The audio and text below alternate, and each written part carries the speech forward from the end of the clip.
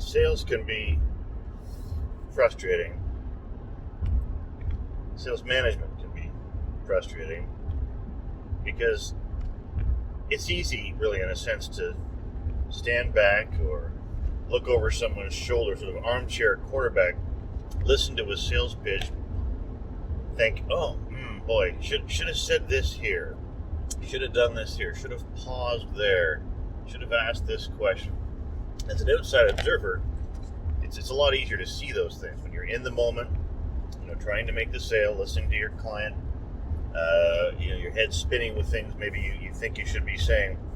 Sometimes you're too close. You're too close. You're not pausing and listening to yourself, listening to the customer overall to figure what you're supposed to be doing next. But that is really the role. That is really the job of a professional salesperson, is to be aware of where you are in the conversation, control the conversation, steer the conversation, choose your words and your path very carefully.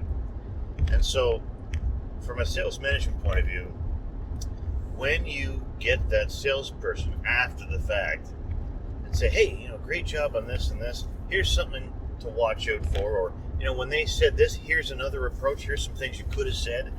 Remember, we worked on this. Try to avoid saying that because it'll open up the doors to this and this. When that guidance is not followed, it's frustrating. It's frustrating because what I love about sales as a career is you can always get better. This is teachable. This is learnable. This is a skill that can always be improved upon. But you have to recognize in yourself that, okay, I see why. I see what happened. In the moment, the expectation cannot be that you're going to always say the right thing at the right time. You can't be perfect all the time. We have perfect pitches, but you can't be perfect all the time. But at the same time, it is true that, in my opinion, it is true that for every situation, every objection, every awkward moment, every difficult part of a sales pitch, for every one of those, there was probably one best thing you could have done. There's probably one perfect thing you could have done.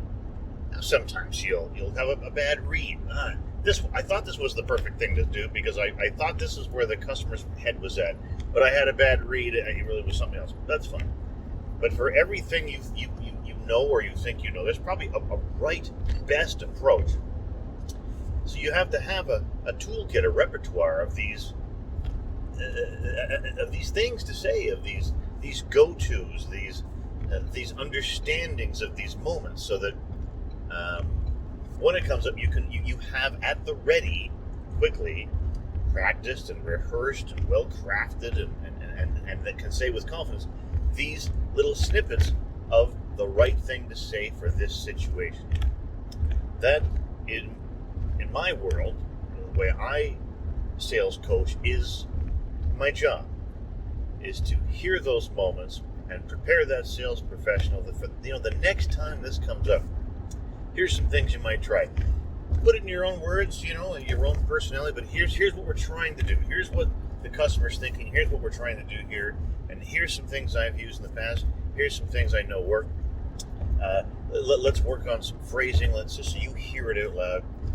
So when that coaching is not absorbed, I find that very frustrating.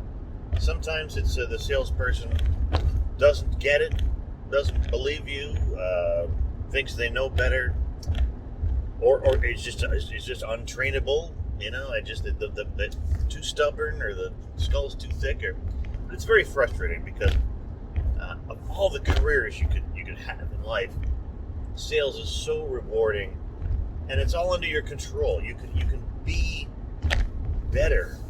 I mean, think of there's probably 1,000 examples, but think of a carpenter. I can saw a board in half. Okay, great. And that skill goes all the way up to, look, I've made the most intricate little, jewelry box and dovetail and different types of wood, and it's endless how good you can get in some things. And the beauty of learning the skill, the sales craft of sales, is that it's yours. No one can take it away. It's a skill that you have developed. It's in your head. It's in your bones. You own it forever. It'll benefit you forever, and no one can ever take it away. Anyways, hope that helps. Bye.